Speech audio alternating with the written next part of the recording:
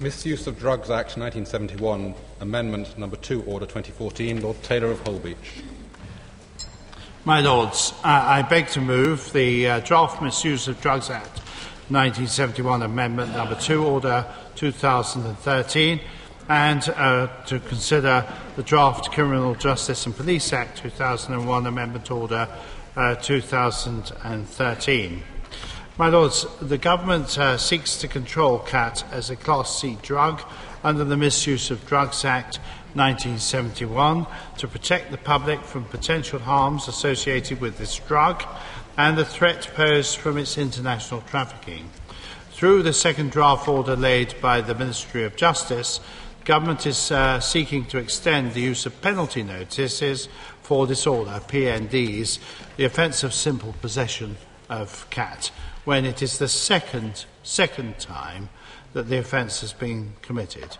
By a negative instrument, the financial penalty for the Khat PND will be set at £60. On the first occasion that an offence has been committed, a person is likely to be issued with a non-statutory Khat warning. Anyone caught possessing Khat for the third time or more will face arrest. This reflects the policing strategy for Khat possession cases agreed with the National Policing Lead for Drugs. My Lords, both draft orders were considered in Grand Committee on the 31st of March. The House will be aware that both draft orders have been approved in the House of Commons. I commend the two orders to the House. The question is that this motion be agreed to. Amendment Baroness Smith. My Lords, I'm grateful to the Minister for his explanation, and I can explain why we've brought this regret motion before the House today. It's around 6 weeks since we discussed this issue in the Grand Committee. I'm also, can I say to the Noble Lord and thank him for asking to meet with me prior to this regret motion for discussion we had on the issue during recess. In the committee, the Noble Lord Ahmed responded for the Government, and he agreed that this was a finely balanced decision. The Advisory Committee on the Misuse of Drugs, the ACMD, do not advise that the drug should be banned due to a lack of robust evidence and the fact it considers it to be a much less potent stimulant than other commonly used drugs. And as identified in the Grand Committee, successive governments have considered whether Khat should be banned, but the evidence has not been clear enough or strong enough previously to support such a ban. And it's clear from the evidence base and the explanatory memorandum and the Government's assessment of the options that the decision remains a finely balanced one, and one of the new considerations is the impact of the ban by other European countries. So, my Lords, having considered the evidence, we accept that the benefits of a ban could outweigh the risks. As I stated previously, there are a number of assurances needed from the Government before that is clear. When we debated this in committee and sought assurances from the Government, we didn't do so unexpectedly. My colleague, the Shadow Home Office Minister, Diana Johnson, in the other place, had discussions with the Minister taking responsibility of this order, which curiously wasn't the Drugs Minister, Norman Baker, but instead it was Minister Karen Brady. But she spoke to her regarding our concerns and the issues and conditions we consider to be essential if a ban is in place. And these were raised in the debate in committee in the other place on the 31st of March, and indeed in our own debate on the same day. And I had also notified the Noble Minister's office of our concerns. And both my colleague Diana Johnson and myself were disappointed with the responses from the Government. So this debate today on our regret motion is another attempt to seek reassurances from the Government on the implementation of such a ban. So there's no surprises and no reasons of which I'm aware that full answer to the points we've raised should not be forthcoming. Now, my Lords, I don't think I need to repeat the detail of the committee debate on the harms of the drugs or the risks associated with a ban. They're well documented in those debates, in the explanatory memorandum, in the impact assessment, indeed also in the letter from the Home Secretary. We are aware of the social and possibly health harms associated with Khat, and which communities, largely the Somali and Yemeni communities in the UK, are most likely to use the drug. Overall, just 0.2% of the population have used Khat, but some 50% of Somali males are thought to be users and up to 10% daily users. But we're also aware it's very difficult to separate the social harms of Khat from the wider social issues faced by the Somali community and also, though to a lesser extent, the Yemeni and Ethiopian communities. And we're also aware of significant and strong support from within the Somali community for a ban. But, my Lords, it also has to be recognised that neither the ACMD or the Home Office review have been able to isolate Khat as the cause of problems or whether it exacerbates existing social problems. Khat has been linked to health harms, including liver toxicity, tooth loss, as well as health issues relating to the manner in which it's consumed, as well as mental health problems amongst the Somali community. But again, the evidence in relation to physical health is not considered by the ACMD, the committee that advises the government on the misuse of drugs, as being robust enough to justify a ban. So, my Lords, we also have to examine the risks of banning Khat. And we recognise in assessing the risk, we have to consider the risk of the UK becoming a hub for illegal exports to other EU countries and to the US, who have already implemented bans. And I understand that's a key issue behind the government's intention to ban the drug. Now, my Lords, I asked the Noble Lord Minister in committee, Noble Lord Ahmed, whether there was any evidence that Khat imports into the UK were increasing and that the UK was being used as a base for illegal imports. He was able to advise there had been a change, though I have to say I'm not 100% clear from the figures how significant that change is. But, of course, that's a very reasonable issue for the government to take into account, and clarification on the scale of the problem would be helpful. And when looking at the risks, I think it's relevant that the government considers there would be a minimal impact on the criminal justice system, though it also recognises that enforcement costs may initially be high. So the government recognises there is a significant risk that it could damage community relations, as Khat use is both common and widely accepted within Somali, Yemeni and Ethiopian communities. And that would mean that banning Khat would criminalise an established and accepted social practice.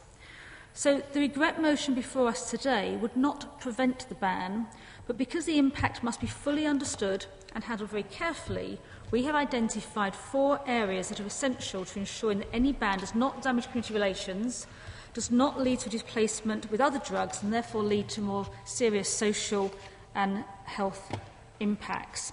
So we have 4 issues, and I know the Noble Lord's aware of these issues that we wish to raise today that we think are essential before any ban should proceed. And the first one is the review. Now, particularly as this is a very finely balanced decision, we think there has to be a review after 12 months that looks at the impact of reclassification, and I would include in that the impact on organised crime as well as community relations. That should include a monitoring framework outlined by the Home Affairs Select Committee. That was their second recommendation in their report. Now, I know the government already collects some of that data in relation to drugs, but I think because Khat is unique amongst drugs and it is focused on particular communities, there needs to be some specific data collected on community relations, and rather than just see that published as part of the overall publication of statistics and figures on crime and community relations and drug use, there should be a separate review published on Khat. Now, my Lords, one of the issues the Noble Minister very helpfully discussed with me when we met was the issue of policing.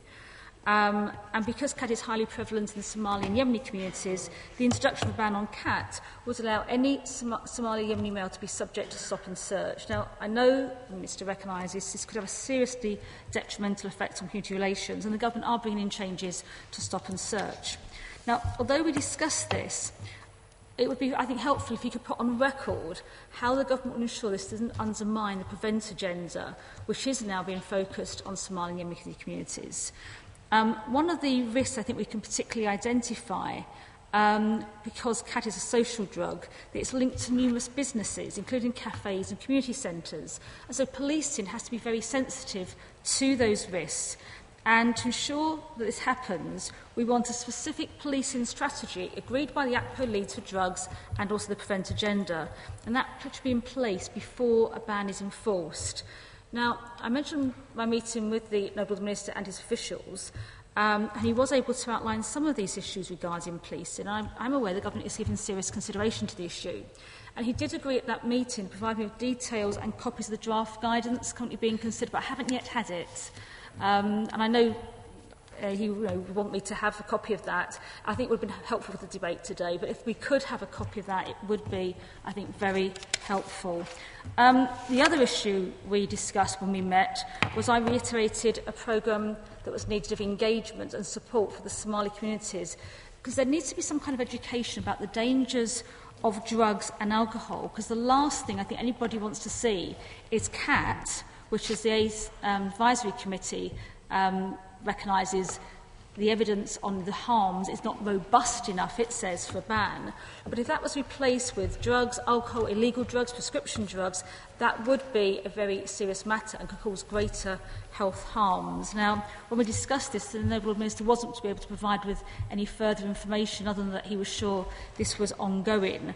But these programmes will be essential, and if he is able to provide more information today, that should be extremely helpful to our considerations. And, my Lords, I think the final point is on international development, an issue recognised by the Select Committee in the other place.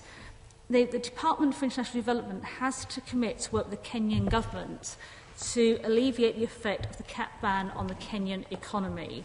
Now, when we discussed this, the Noble Lord Minister was confident that Kenyan farming was robust enough to diversify, and he is more of an expert on farming than I am. But, and I hope that will be the case.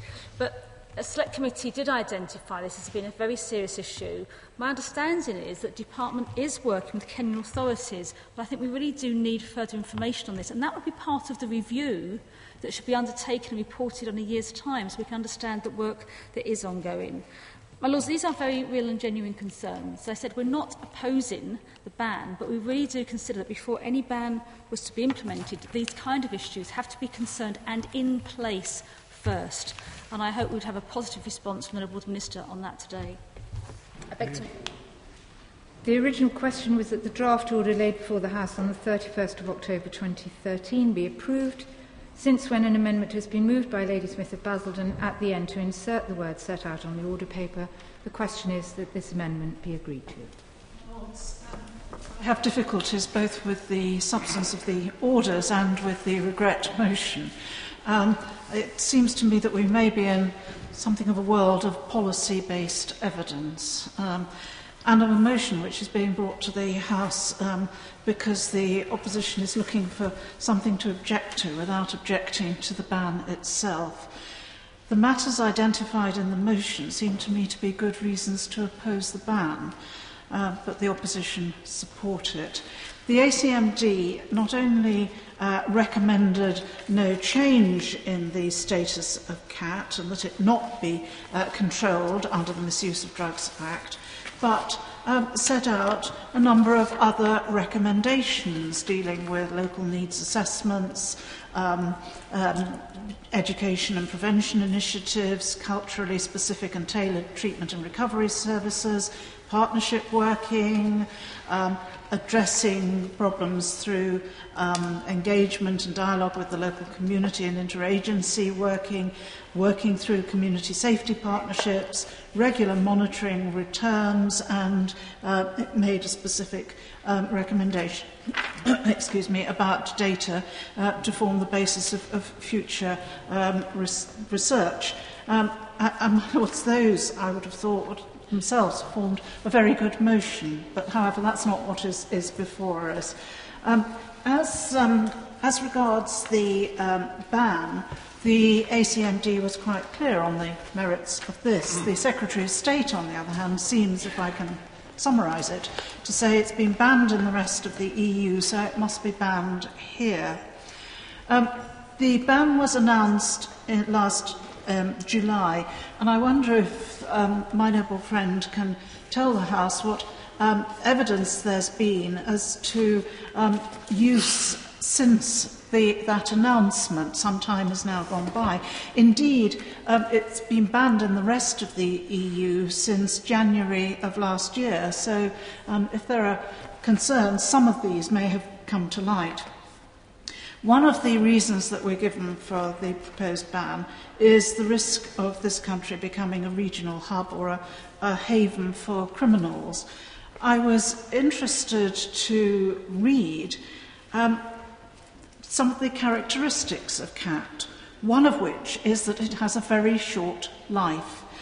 the active ingredient declines after a couple of days from it being picked. It needs to be fresh for it to have an effect. And I have no doubt that the users of it as consumers are as demanding as consumers of most products. So is it a real concern, a genuine concern, that we would become a regional hub if what might be distributed through the hub has in fact lost its efficacy by the time it's traded on? The risks identified from a ban include the users moving towards more addictive and harmful and expensive substances, a black market, organised crime stepping in to supply the drug, and of course criminalising inevitably the users. I appreciate the proposals about applying an escalator to how offences are dealt with, but criminalising users and suppliers. And what we do know that one crime leads to another. Of course, my lords, I'm aware that the Minister in the Commons and the Home Secretary in her response to the Home Affairs Select Committee have presented the matter as finely balanced, and that the communities where use is widespread are divided. I have been wondering, looking at the reports, about how broadly women in those communities want a ban and the men don't, whether that is actually rather simplistic reporting. I find it difficult to think that a ban would instantly lead to such a considerable behavioural change and make model husbands of former users. I have my doubts about that. But there is one view which clearly is coming from the Somali community, and that's that they would prefer their children to use Khat than alcohol or tobacco. My lords, I'd also say that the ACMD has reported that the use of Khat has been decreasing over recent years. In the Commons, there was very little, I think nothing from the Minister about the broader issues of drugs policy or the wider context to which there's been reference just now of the economy of Kenya and the potential instability and risks associated with that.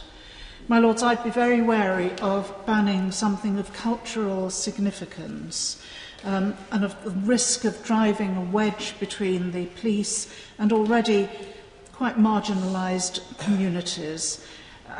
The references in the reports to the use of Khat at weddings made me think of sugared almonds at weddings in some other traditions, and how one might respond to any suggestion that tradition be changed. So, in summary, my lords, I'm not persuaded by the orders, but I'm not persuaded by the motion. I would leave the balance as it is. My Lords, I rise to support the regret motion on the decision of the Home Secretary to ban Khat under the 1971 Misuse of Drugs Act, though I do identify actually with the comments of Baroness Hamway in relation to the regret motion. I think there are very good reasons, in fact, to oppose this ban.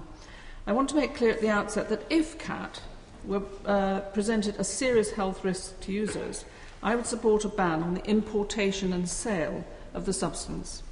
On the other hand, we now have sufficient evidence to show that banning the possession and use of psychoactive substances, even dangerous ones, is counterproductive.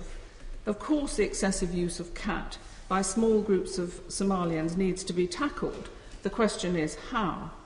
We know that bans on possession and use delay treatment, divert resources away from public health and educational initiatives and into the criminal justice system.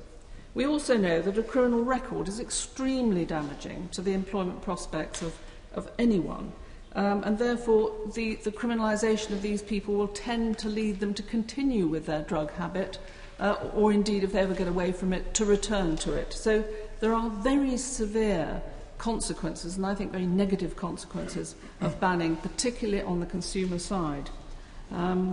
That is the evidence framework within which I've thought about the Home Secretary's decision to ignore the advice of the ACMD and to ban not only the supply but also the possession and use of cat. This is a most serious decision for the communities involved, people principally from, of course, Somalia, Yemen and Ethiopia. The small but vociferous group of campaigners from Somalia believe that a ban on cat will get rid of the problems as they perceive them, and there are social problems within families and so on. In reality, those using cat will continue using the substance at a vastly increased price, and the Home Affairs Select Committee 9th report suggested a 100-fold increase in price can be expected from a ban on cat. The cat user who continued to use cat would also risk, of course, as I said, a criminal record. Or the alternative, of course, as others have alluded to, is that cat will be replaced by, in particular, I would suggest, alcohol. And we know that alcohol is, in fact, far more dangerous, will have all sorts of consequences that cat doesn't have. Either consequence, therefore, will be very much worse than the status quo. Albeit, I'm not suggesting the status quo is wonderful, but it isn't anything like as serious as the consequences that could be caused. The idea that the household will have more cash to spend on food is sadly a delusion, and I do believe that some of the issues for the women are that they see their husband spending whatever it is, £25 on cat, and they think, oh, we could do with that to buy some shoes for the kids. So I really do think this is a little bit more complex. The ACMD had clear scientific reasons for advising the Home Secretary, and I quote, that the evidence of harms associated with the use of cat is insufficient to justify control, and it would be inappropriate and disproportionate to classify cat under the Misuse of Drugs Act 1971. Now, these are very strong words from the ACMD, and particularly a council led by Professor Leslie Iverson, who I know quite well, a highly regarded scientist and somebody known for his incredible moderation and gentleness and so on. He's not a wild man. If he allows words like that to go forward to the government, then I really think we need to take note. The two central findings concern the medical and social harms, as others have indicated. The ACMD conclude that cat has no direct causal links to adverse medical effects, other than a small number of reports of an association between cat use and significant liver toxicity. Small number and association. Now, in scientific lingo, as we know, association simply means the two things tend to happen alongside. There is no indication of a causal link between the use of cat and medical consequences.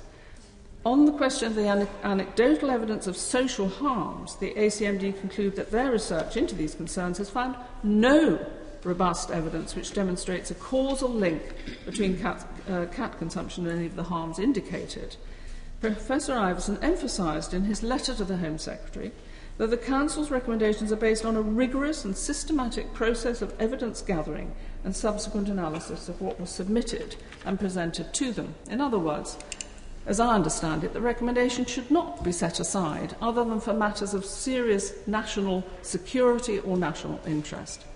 Now, my understanding is that the main reasons for the Home Secretary's decision have nothing to do with the medical and social risks, actually, and they are twofold. First, as others have mentioned, that Sweden and the Netherlands in particular have banned cat and would find it helpful if the UK took the same step in order to avoid this hub. But I think Baroness Hamwi has dealt really very effectively with that point, bearing in mind the very short life of the substances within cat that people are interested in. And the other issue that has been raised, though I find it utterly peculiar, is that there's some relationship between cat use and terrorism. I do find this quite remarkable, and if I can deal with the terrorism issue very quickly first, I would say that a very small trade in a perfectly legal substance, low cost, for a few BME communities, is not a serious candidate for a terrorist threat. It just isn't, or for terrorist interest. Indeed, the ACMD had not been provided with any evidence of Al-Shabaab or any other terrorist group's involvement in the export or sale of cat, despite consultation with the relevant national and international official bodies. I understand the Home Secretary has claimed that the ACMD wouldn't have been aware of these things. Well, they were aware of the people who are aware of these things and consulted them. And the fact that they picked up nothing in this area, I think we should take seriously. On the other hand, banning a substance like Khat and increasing its value 100-fold and more really might interest terrorists. It does seem to me, even on that count, this ban could be counterproductive and could be expected to be counterproductive. As far as the first reason is concerned, the hub possibility, I think the first question one has to ask is, are the bans in these other countries working? There is apparently no evidence that they are working and that they are helpful, and I wouldn't expect them to be helpful. So the idea that we follow other people simply because they want us to follow does seem to me to be a little wrong, let's say. Now I want to turn to a little proposal that I want to put on it with respect to Khat. The government introduced temporary class drug orders for the purposes of controlling new psychoactive substances. By the way, I'm not going to go on very long on this one, but I do want to put it forward. I want to applaud the government for this policy. Its great strength is that these TCDOs do not criminalise the possession and use of these drugs while the TCDO remains in place. It does, however, provide for the ban of production and sale of substances which may prove dangerous. These orders were designed to enable the ACMD to analyse new drugs and to determine whether a full ban under the 1971 Misuse of Drugs Act could be justified. Since the only possible justification given by the government and by the Home Secretary, I emphasise, for a ban of Khat concerns the supply of Khat to other European countries or supply involving terrorists, not that this point, I think, needs to be taken seriously, but an order along the lines of a TCDO which avoided criminalising users of Khat would fulfil the government's own objectives while avoiding causing unnecessary and severe consequences for the BME communities affected. The 12-month review proposed in the regret motion would then evaluate a narrower issue, the supply ban, the inevitable price increase, for example, and the illegal activity which will inevitably result. The ACMD could do this work, their results could be put to the Home Secretary, and if the supply ban was seen not to be in the national interest, it could be dropped, and the ACMD recommended education and preventive initiatives, tailored treatment and other social interventions could then be funded instead of that money going into the criminal justice system. There is just an awful lot to be said for that approach, it seems to me. The ACMD thought about it very, very carefully, and that is what they came up with. The above proposition is relevant even at this stage, if I may say so, my Lords. We know some 40% of legislation is never implemented. It is surely possible for the government to implement the supply side only of their ban and defer, hopefully indefinitely, implementation of the ban on possession and use of Khat. Such a plan would enable a more focused 12-month review, as I've already mentioned. I hope the Minister will be willing to take this idea away, even at this late stage, in the hope that a supply ban only could be introduced and then evaluated to see whether it should continue. Of course, on a focused topic like this, almost everything that could be said has been said. My noble friend has already included 4 reasons in her motion for not going ahead with the reclassification of Khat in her motion of regret. And I think all these 4 reasons have been covered fairly fully by other speakers. But there are a number of other cogent reasons why the government shouldn't go ahead with this proposal. Of course, a lot of these have been spoken to by other speakers as well. But they're stated very clearly in the report of the ACMD, which Noble Baroness Meacher has described more fully, which was sent to the Home Secretary in January last year. And then after that, the Home Affairs Committee reported last November. I'm not aware of the effects of Khat have changed much since those reports were sent to the Home, republished or sent to the Home Secretary. The ACMD says that Khat has no causal link to adverse medical effects, other than a small number of reports of an association between Khat use and significant liver toxicity not of sufficient importance to recommend controlling the substance under the Misuse of Drugs Act. Baroness Meacher has mentioned that it was an association, not a proven causal association. But the report from the ACMD also has, as Baroness Meacher said, a number of very useful recommendations to health and social care boards regarding Khat, which central and local government would do very well to study and implement. The main argument put forward by the Home Office with banning Khat is that otherwise the UK may become a hub for its distribution, as mentioned by both the preceding speakers. But I suggest that if this was happening, was going to happen, it would have happened already. It would already be occurring. Whereas, in fact, the use of Khat in this country, and I assume the importation of Khat to this country, is actually falling. And I would also like to repeat Baroness Hamwey's question to the Noble Minister. Could he actually give us any figures about the use or importation of Khat to this country, or whether there is any evidence of the smuggling out of this country of Khat to countries in Europe? Very difficult, as Baroness Hamwey said, because it has to be done within 2 or 3 days, or it's more or less unsaleable. But I think the most important reason for not going ahead with this order are as Noble Baroness Meacher has said, the unintended consequences which would follow. To start with, the use of Khat will probably not come down any faster than it already is. Banning substances which are widely used has little effect on their level of use.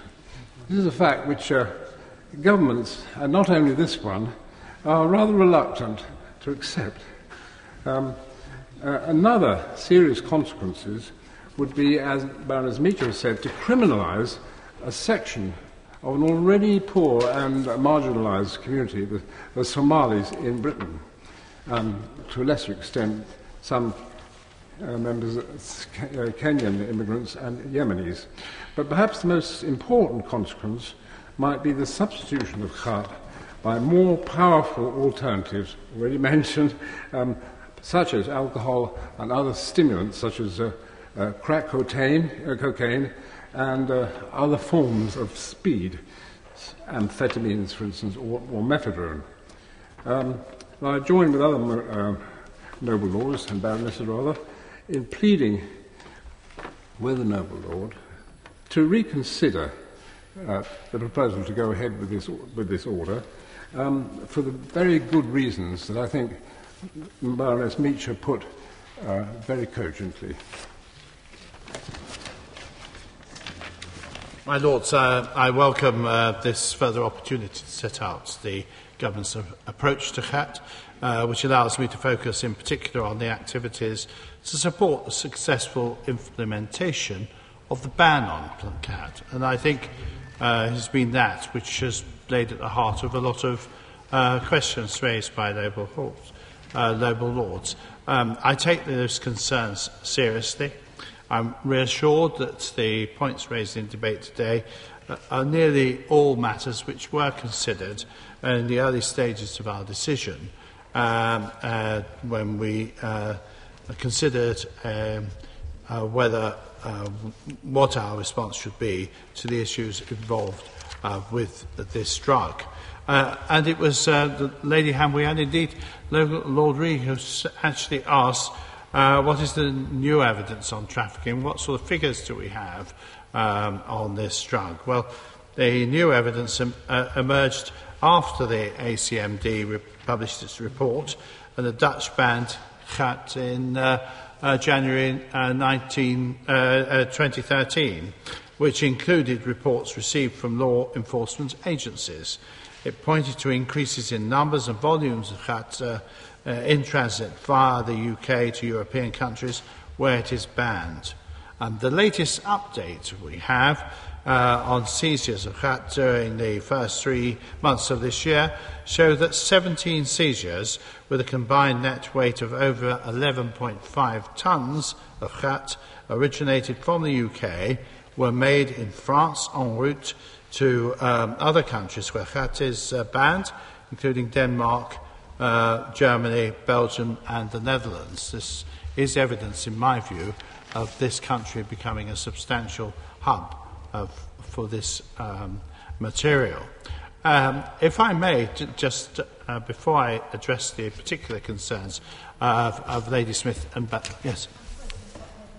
He's given the figures, which I think are helpful, but can he give a comparative figure of how that has changed over time? Because if the premise is that the illegal imports or seizures are up, they must be up against another figure, and that's the point I made from the comments we had in committee. We had those figures, but not the comparative figures. I don't have those figures to hand, but I think the Noble Baroness would understand that if this material is arriving in this country to be distributed, as I have illustrated, to other countries, then it does confirm the view that this country is serving as a distribution hub in a way that would not have happened before those countries banned the use of this material. And I think that's the point that the government has had to consider. But if I may, the Noble Baroness was very good. She came to see us, and we had a really good and useful meeting talking about the issues that were concerning her, and I will address her issues, but I'd like perhaps to consider other speakers first, if I may. Because, my noble friend Lady Hamway wanted to know what the UK Somali Networks report had actually had to say, and it's quite an important aspect that, according to testimonies given by community leaders and mothers, the following areas of a person's life can be affected by khat use. Disagreements and frustration over drug use can cause family arguments and affect personal relationships. Legal and health problems associated with khat use add to the strain on personal, financial and work relationships. And chewers of khat tend to be more inward-looking rather than reaching out to others, fueling further segregation. In other words, it can be antisocial in its impact. The Noble Baroness, Lady Meacher, again rang me this morning to advise me that she wanted some assurances on this issue. I can't give her the assurances she's seeking, but I at least can explain the government's thinking. She asked, what does the ACMD think of our decision to control khat? The ACMD did acknowledge the lack of robust evidence as to whether khat caused medical or social harm, and it's understood the scope of issues that the government would take into account to make a decision on drug control would go beyond the remit of that committee itself. And the government's decision was discussed with the chair of ACMD before it was publicly announced, and the chair of the ACMD accepted that we came to a different view on this occasion based on the consideration of the wider issues beyond those immediately the responsibility of ACMD. And on the question of temporary bans, which the Noble Baroness asked of, they were indeed a part and parcel of the passage of the Police and Social Reform Act, but they are very different. Temporary class drug orders were introduced as a swift legislative tool to tackle the fast-paced emergencies in the UK of psychoactive substances, or so-called legal highs, which we've debated. I've debated with Noble Baroness on other occasions. In essence, they are used where there was an urgent and significant threat to public safety or health. Often there's very little evidence of the harms that these drugs do, for the simple fact they've only been available for a matter of months, if not weeks. And so, advising a temporary class drug order, the advisory committee have just 20 working days to advise and only look at medical harms. Temporary bans are the exception I have to say to the noble Baroness, not the rule, and only lasts for 12 months. Khat is not a new drug where such a swift but temporary action is demanded. It is the role of advisers to advise. Yes, indeed. Minister, I just wonder whether the Minister accepts, however, that the whole point about Khat is that the ACMD did look at the medical and social potential harms and concluded that these did not justify a ban. And the supply side issues, which Professor Iverson accepts may be slightly beyond their remit, are separate.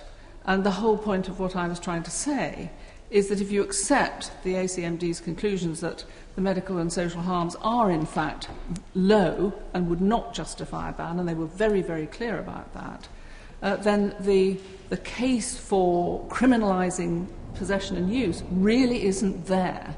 Hence the value of something akin to temporary class drug orders. I wasn't suggesting you literally translate it completely, but the idea of simply focusing on supply, does the Minister accept that that actually does make sense in terms of the Home Secretary's comments and the evidence available?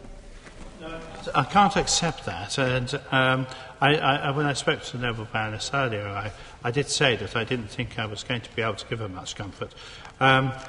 We didn't reject the ACMD's report, but as I've explained, the ACMD is there to advise on particular aspects. The truth of the matter is that they're there to advise. In the end, ministers have to make decisions and be prepared to stand by them, and that is what I am explaining at the present time. And if I may, I'll turn to the Noble Baroness's points, because I know that she has considerable concerns that we've not made proper efforts to prepare the affected communities with this ban, and I want to reassure her that we've done exactly. Any decision that's finely balanced, and we acknowledge that it is a finely balanced decision, needs careful and extensive preparation at national and local level, and our plans, worked up over a couple of months, are in place, ready to be rolled out once the draft order completes its parliamentary passage. So, we are waiting upon the decision that the House makes today to approve the order. I would ask the House to note that whilst we took a different view from the ACMD, we took on board its recommendations for locally led health and community-based interventions to meet local Khat needs and to monitoring the situation within communities. I know the Noble Baroness would like to have a review after a year. We don't see it in that way. We see it as a matter of continuous review. We're specifying that a close eye is going to be kept on the impact of this ban. In this, we're going beyond the usual approach to the monitoring of newly controlled drugs to ensure that locally and nationally collected data provides an evolving picture post-ban.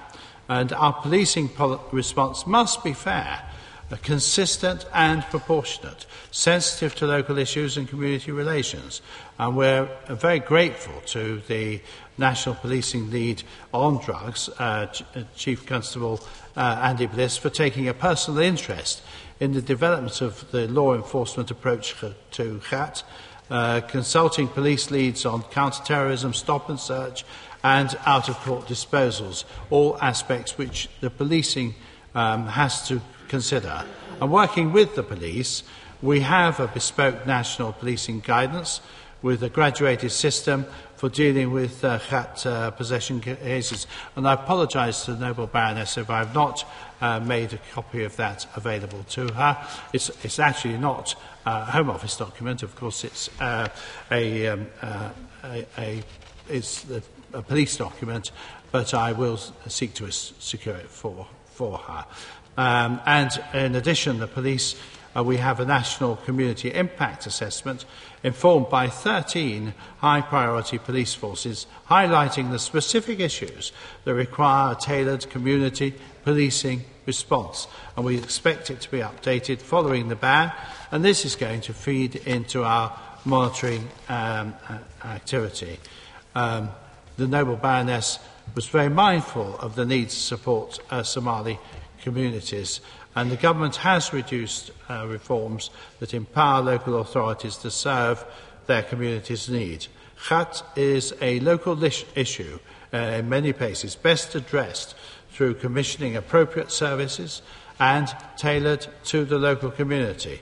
And this approach is in keeping with the advisory committee's findings, which made specific recommendations in this regard. Public health directors and commissioners of health services will be central in delivering and reviewing our health and prevention response. Khat is now part of Public Health England's joint strategic needs assessment guidance.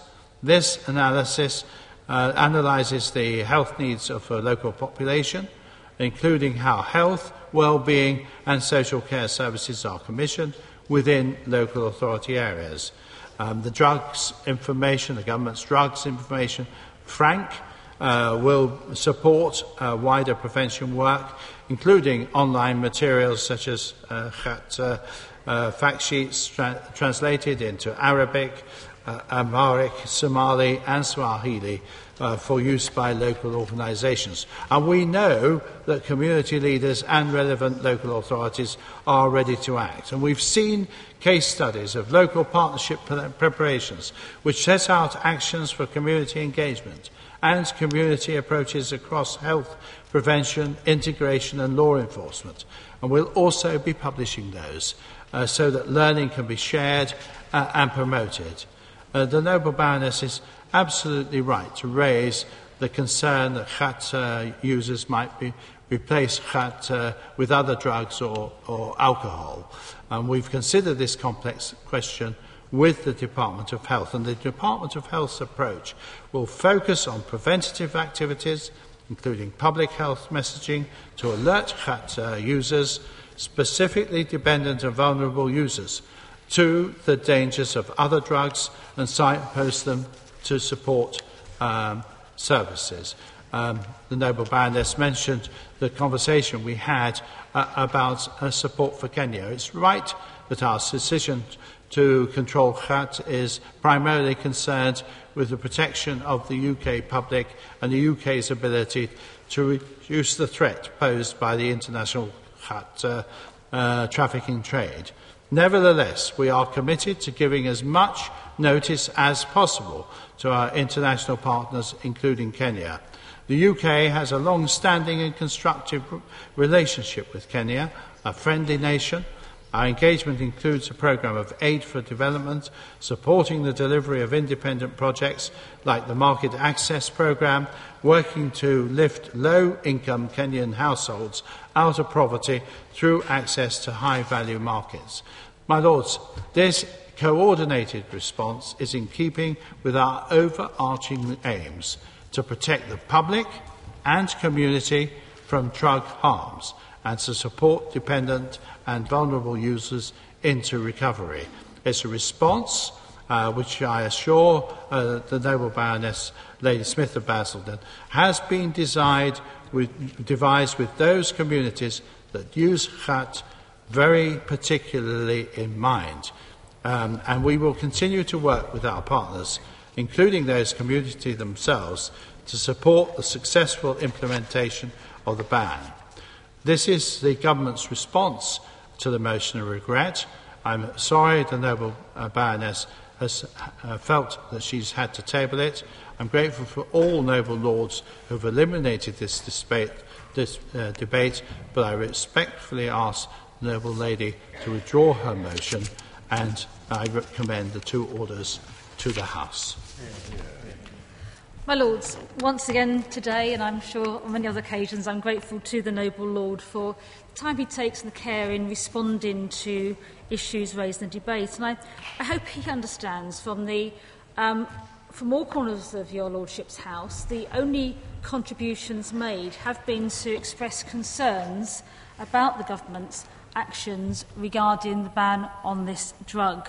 And our concerns are, with such a finely balanced decision, as the government and the Noble Lord Minister has said, how it is implemented is very, very important. And I have to say I was somewhat surprised at the uncharacteristically ungenerous comments of the noble lady Baroness Hanway, who said we were looking for something to do. And I find that a curious expression when we're looking at a very serious issue in what is actually a very busy day for your Lordship's House. And these issues strike at the heart of how such a policy would be implemented. And the noble lady said that she wasn't happy with the regret motion and the motion before us. It was open to any member of your Lordship's House to table a regret motion or any other kind of motion. And indeed, we had previous debate on this issue in the Grand Committee. We have another debate today. And I think the noble lord should understand there are grave concerns about the government's actions. I'm grateful to him, particularly on police. I think he's given us some more information on policing. And where I think my greatest disappointments are particularly on the issue of health.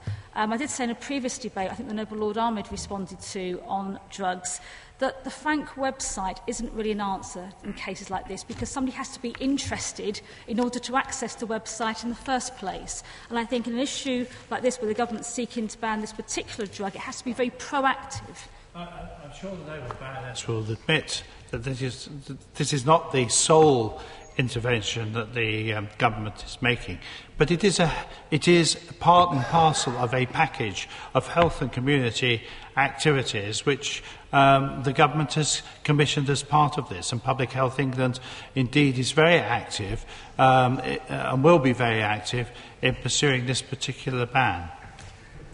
That's helpful, and I look forward to receiving more information. But the point is on all of these that they must be in place and understood prior to the implementation of any ban, which didn't. And I think my greatest disappointment, though, was the noble lord's failure to commit to a review.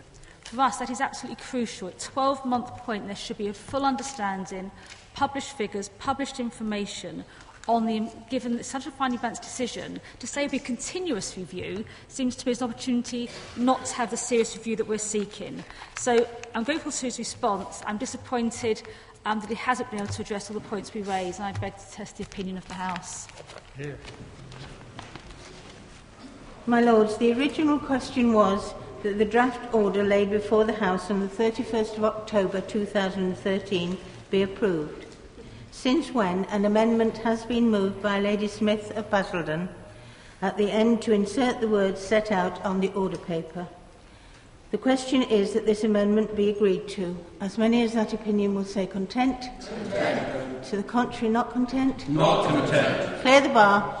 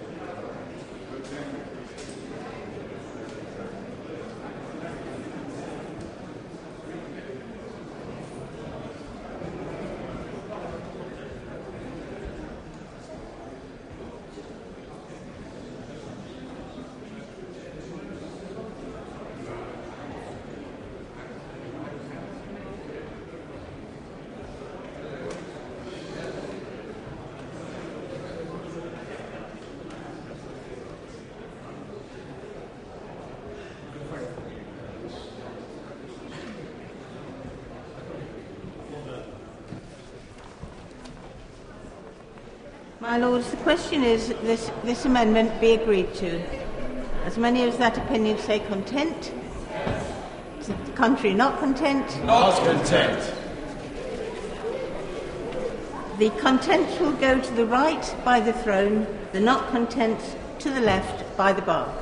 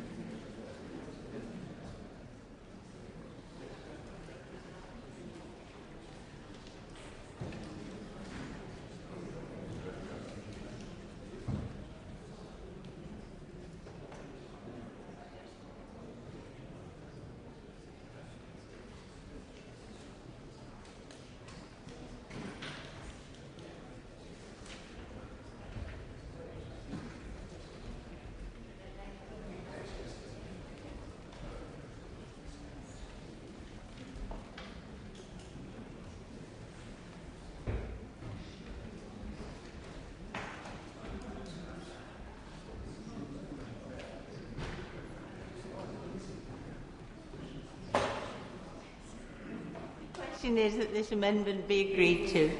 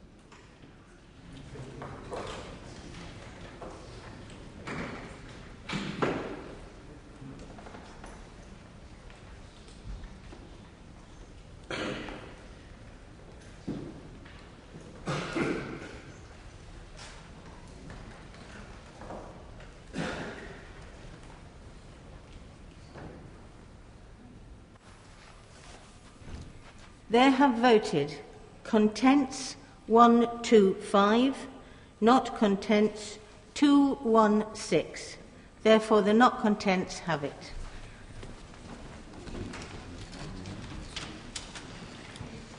The question is that the original motion be agreed to. As many as of that opinion will say content. The contrary not content, the contents have it.